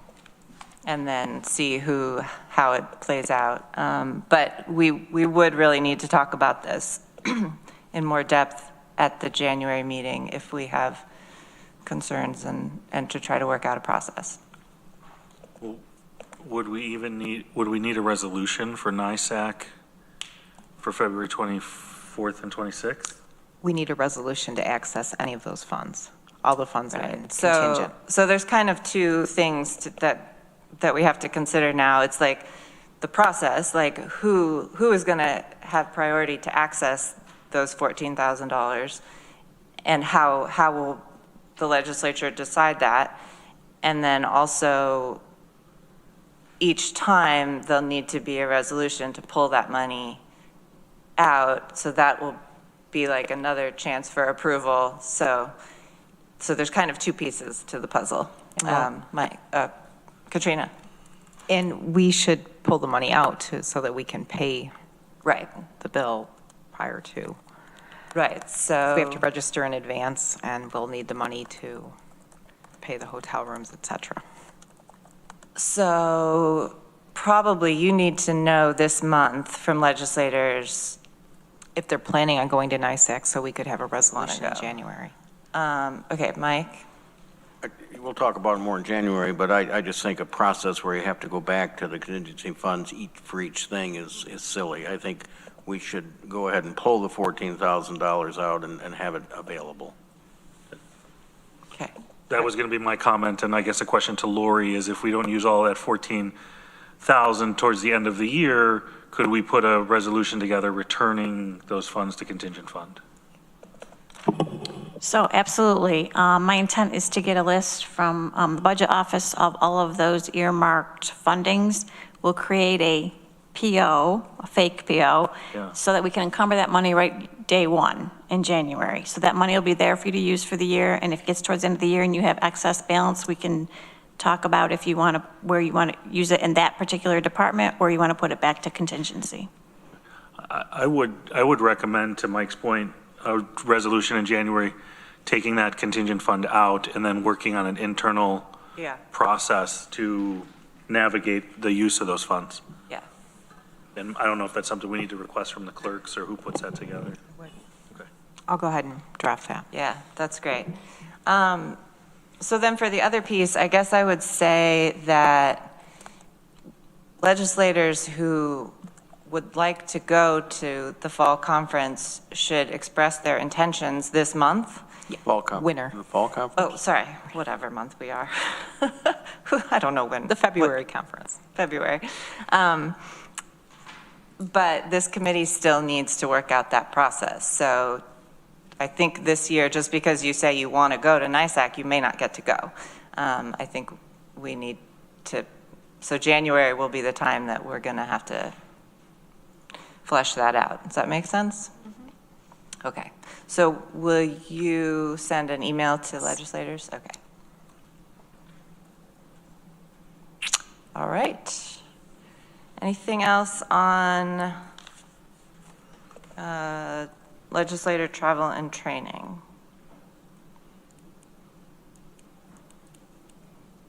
Okay. Establishing 2025 meeting dates resolution. Can I have somebody move this? Rich moves, Greg seconds.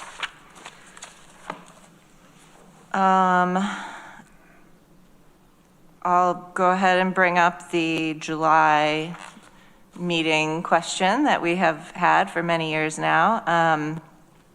In the past, we have either not had or canceled the first meeting in July to have a slight summer break for everyone.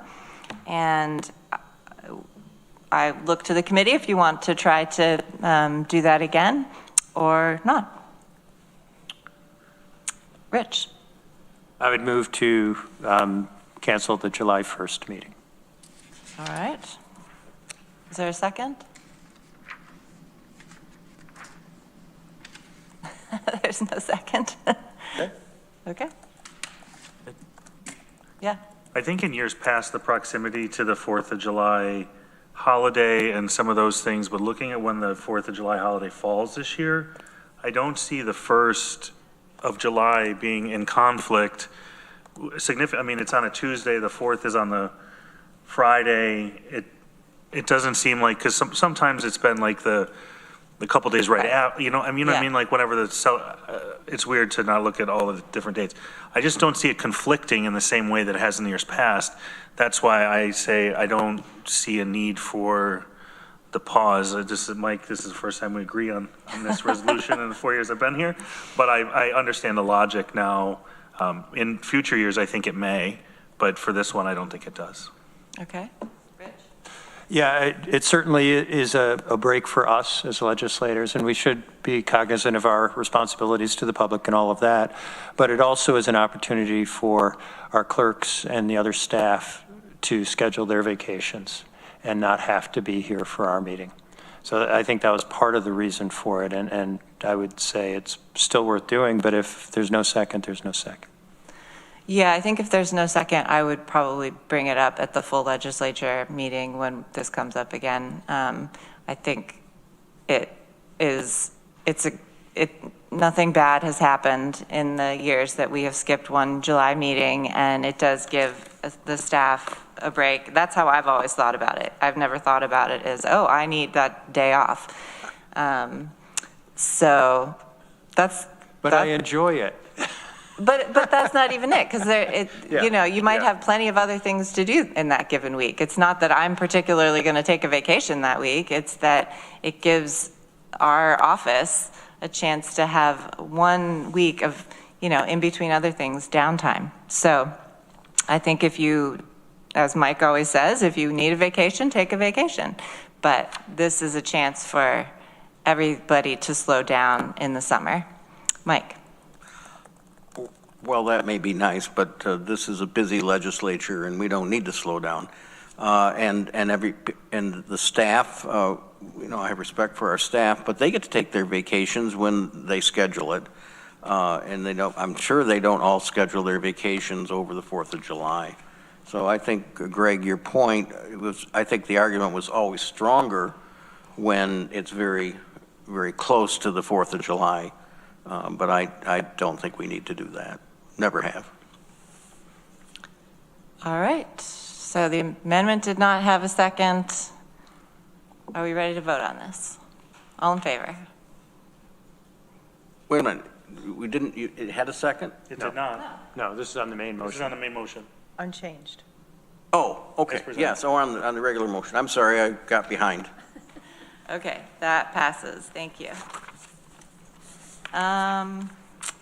Let's see.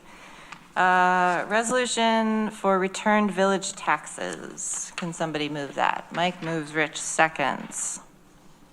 This is something we do every year along with the next one. Does anyone have questions or comments? All in favor? That's unanimous. Thank you. And resolution on returned school taxes.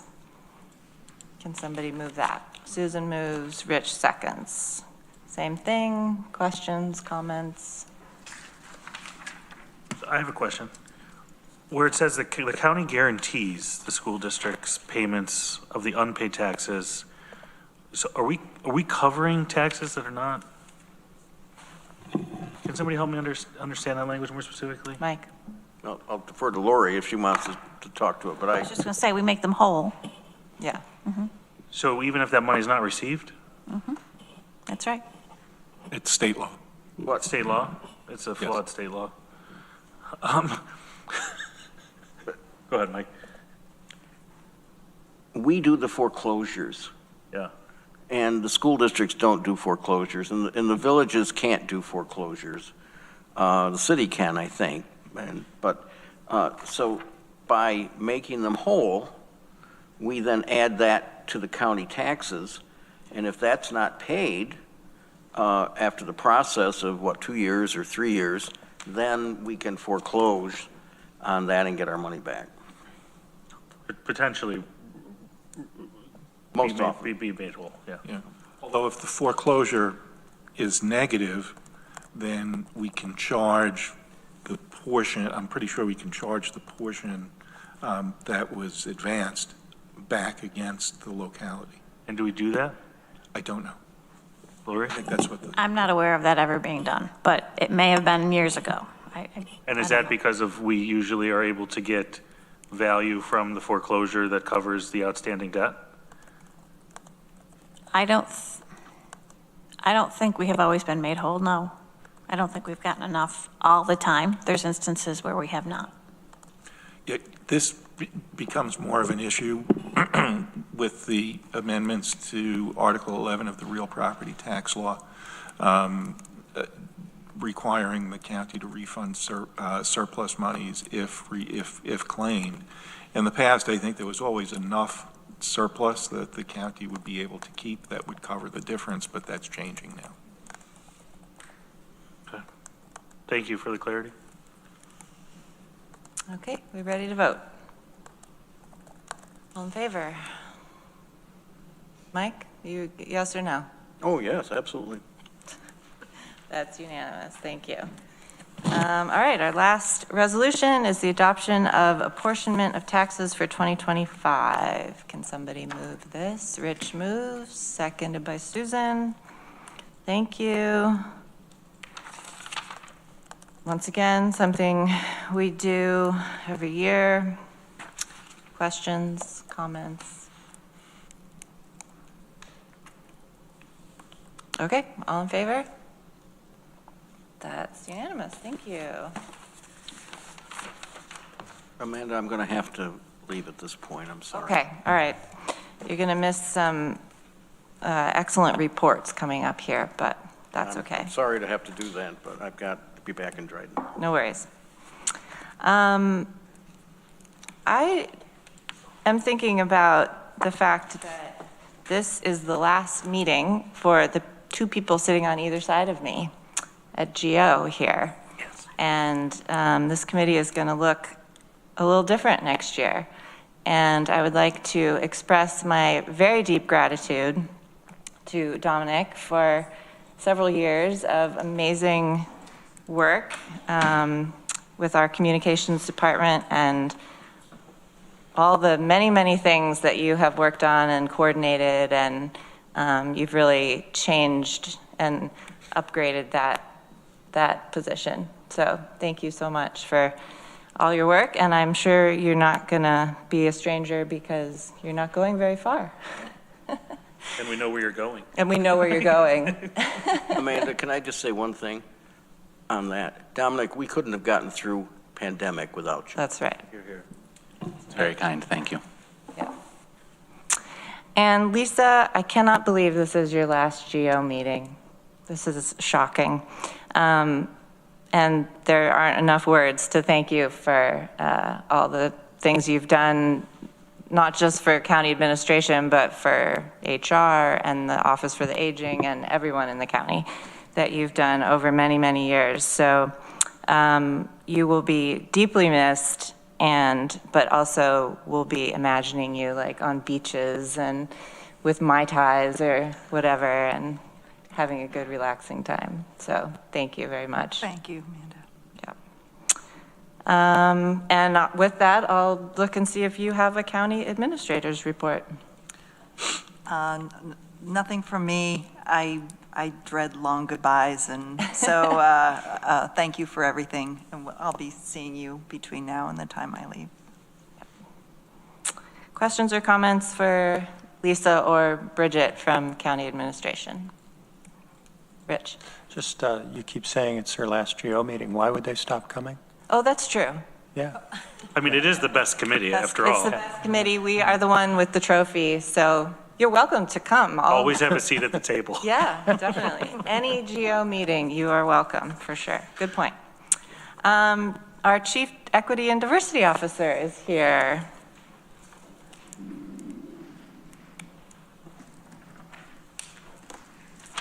Good afternoon, everyone, or good morning with 1 minute left. I'm going to go as quickly as possible, but I did have a large update. I'm going to start with Facing Race, which was a conference in St. Louis.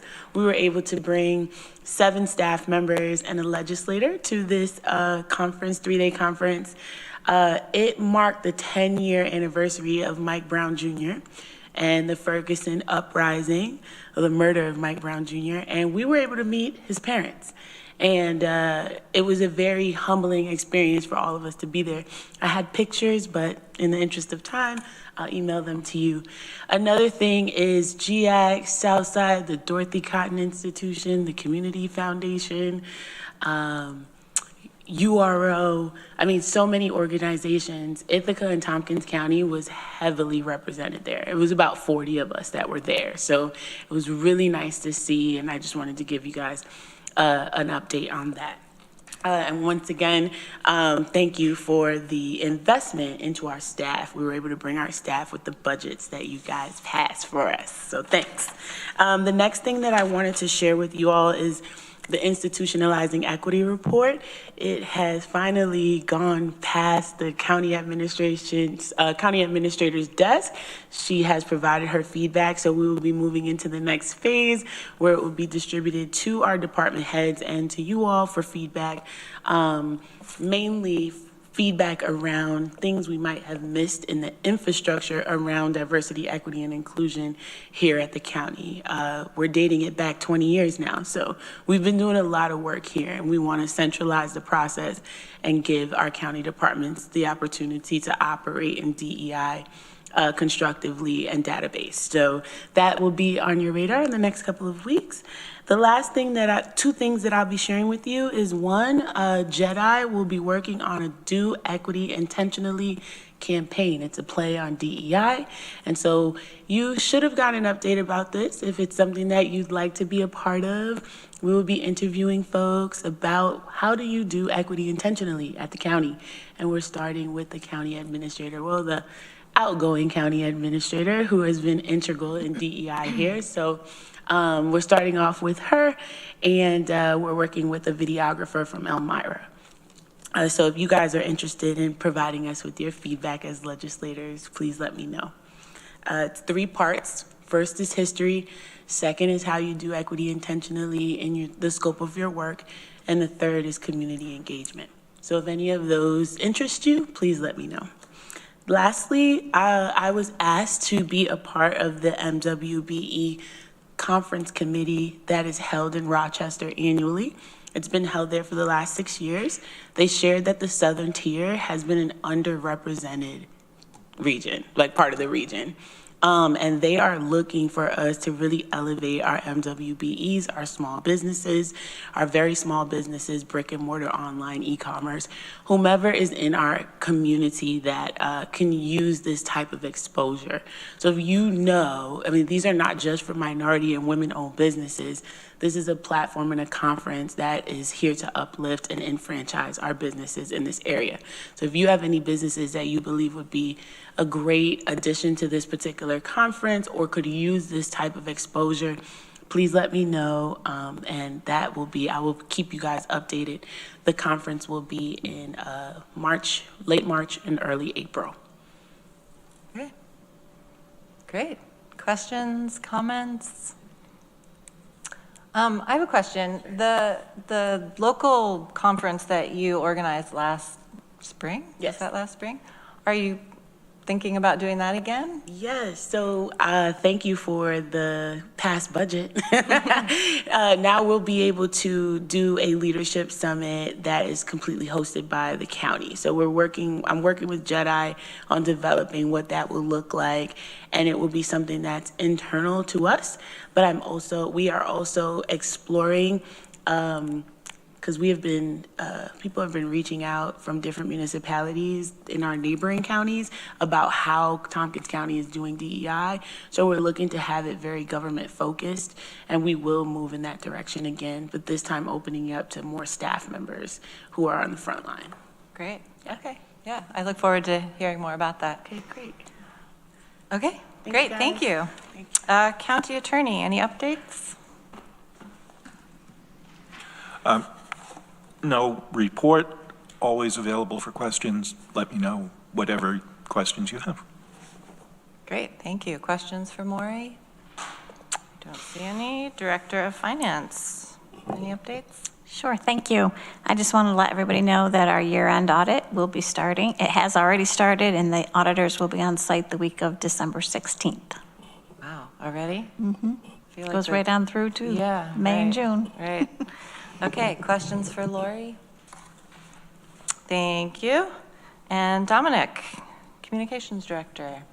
I have several updates. I'm going to go through them quickly in interest of time, but can answer any questions here or afterward as needed. My last day at the county is next Wednesday, December 11th, and I have been preparing thorough transition documentation for the organization and the next communications director.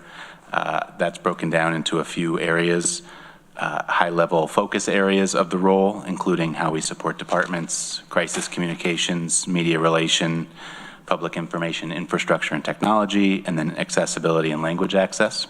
A list of all of the ongoing responsibilities, tasks, and how to access resources that I use in my role, and then a list of every department, where projects stand with each department, and what the working relationship with that department looks like. So that is all being prepared and available to the county administration team, new county administrator, and new communications director. There are some folks who will be taking on different parts of the work in between now and when the next person is on board. Special shout out to the folks at Whole Health. They're going to be helping write some press releases and things of that nature, and Lisa will be working with them on that, and Bridget. So thank you to my team. Second piece is the audio and broadcast system updates. You received a brief update during the full legislature meeting, and I won't go into full detail, but just kudos to Rob for all of the work that he has done to help make sure that that happened. He's been very patient, and the system is more complex than I'm able to understand often. So I'm very impressed with how well that was handled, and thanks to everyone here and the clerks for patience as we've gone through that. And I just want to thank you on a broader level for your investments in this technology. I think it's a huge transparency effort on behalf of the county. Thousands upon thousands of views and positive, engaging, and informative interactions with our local government through this system. And that's not something that all local governments in New York State can say. So I'm really, really proud of the system that we've built. And we've been able to expand the vision, not just from the broadcast system, but to media production more broadly, which I think also puts Tompkins County in a great position. Our ability to create in-house, cost-effective videos telling people the story of what we do, how to access our services, or why it is we do what we do, introduce the county to more constituents.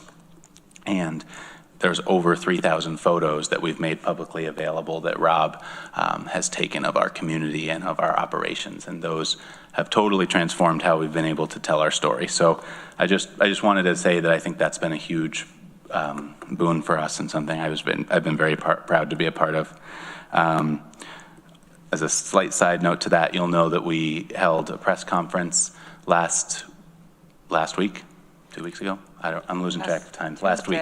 Yeah, last week, sorry. And that was very successful in part because we had materials and technology and staff to pull that off. You know, without a media production assistant, without the video and photo cameras that we have, without a communications equipment line in the budget, that would have been a very different experience. So I think it went very well, and I'm glad to have participated in that. And thank you to Greg and Travis and Dan and other legislators for being a part of that. The last piece that I have is, also I made a note here, that advisory board advertising list. There are 1,489 members of the public who've signed up to receive those updates if we have advisory board openings. I have put in the transition documentation for the next communications director to go into those quarterly updates from the clerks and share them out more widely, and then remind departments that those are available. And we've had some success with planning boards, Human Rights Commission, Board of Health, Mental Health Community Services Board, and others who've actively used that list, but we can absolutely, and Public Information Advisory Board, we can use it more broadly. The last piece I have, and perhaps the most consequential, is the website. The county's new website, which I won't share today because we're out of time, will be launching next Wednesday morning. So that has been transitioned, and there's a ton of work that's happening in the back end to get that all prepared and ready to go for next Wednesday. So the county's website will be new and streamlined, and it is really on departments now, and it's been on departments for about a month and a half to do all of their content updates. So what you see on the website is as good as departments have been able to put it there. We've made sure that the training is available. We've made sure that the resources are, and I would just encourage you, if you see something that feels different or not right, feel free to reach directly out to the department responsible for that content before a new communications director is in place. And Rob from our team will be continuing to work with the vendor. So thank you for your investment in that as well. But that has been a significant amount of our time and project. I can also report that in 2024, so far, up through yesterday, 432,000 unique visitors to the Tompkins County website. That's not page views, there's many millions of those, but that's more than double the year before. So we are driving significant traffic to the website. It is our primary public information tool, and I think it is worthy of the investments that we have made in it. So thank you. 422,000 unique visitors, is that what you said? Yeah, and that includes people looking at it on multiple devices. So if I use it on my phone, my work computer, and my home computer, I'm 3. But that's still a very large number. That's amazing. Great, thanks for sharing that. Yep. Questions for Dominic? Susan? I just wanted to say thank you for all the reports that you routinely send out. It's allowed me to really keep in touch with people in my district, and they really respond to all of the reports, particularly the legislative, the summary of those meetings, and they engage with me with questions and things. So it's been, and I've seen that increase over the 2 years I've been here. So thank you for all that work. You and everyone on your team. Yeah, it's been my pleasure. Greg? Go ahead, Greg. I guess, Lisa, this is maybe for you and the rest of the county administration team. If there are department deficiencies within the website because of whatever reason has created the deficiency, is that top of mind in department head meetings, ongoing conversations, accountability measures to make sure that we're getting the most accurate and up-to-date information as a responsibility of departments on the web? It has been a conversation in department head meetings. We have another one coming up on the 11th, actually, which is next Wednesday. And we've been emailing and communicating with department heads about the need for this transition and offering the tools and resources in the meantime to make it a success. So yes. Okay. Great, I appreciate that. And Dominic, the only request I have as you head off to the city, please get rid of that owl camera. Again, I can sit on a boat for a week at a time. I don't get motion sickness. I watch a common council meeting, and I am it's like, whiplash. My head is I know spinning. what you mean. So if there's anything you can do to support that, please do for the good of the rest of the community. The viewing public? Yeah, I'm looking forward to addressing it as best I can. Thanks. Thank you. I'm sure you have a long list of things you're looking forward to That one's near the addressing. top, I gotta say. I struggle watching those meetings. Once you Rich, said it, Rich. Greg, yes. Thank you for all your work. I did have one parting question, which is, are we ready to remove the old equipment? Can we clean that up? Yes, I think that can happen now, and I think that is a facilities request that we can make sure goes in and happens. I would love to see Yeah, the that'd be architecture cleaned of that. So, thanks. I'll add it to the transition document. Yes. Thank you, Rich. And we can maybe remind Katrina or suggest, because she could put in like a facilities work order or talk about that. So, good point. Okay, anything else before this committee? Committee members, do you have any updates? Anything else anyone is dying to talk about? This is the first time all year that we've gone over time, so thank you for your patience. Lots of good stuff today. Great, we're adjourned. Susan and Amanda, could I have a minute of your time?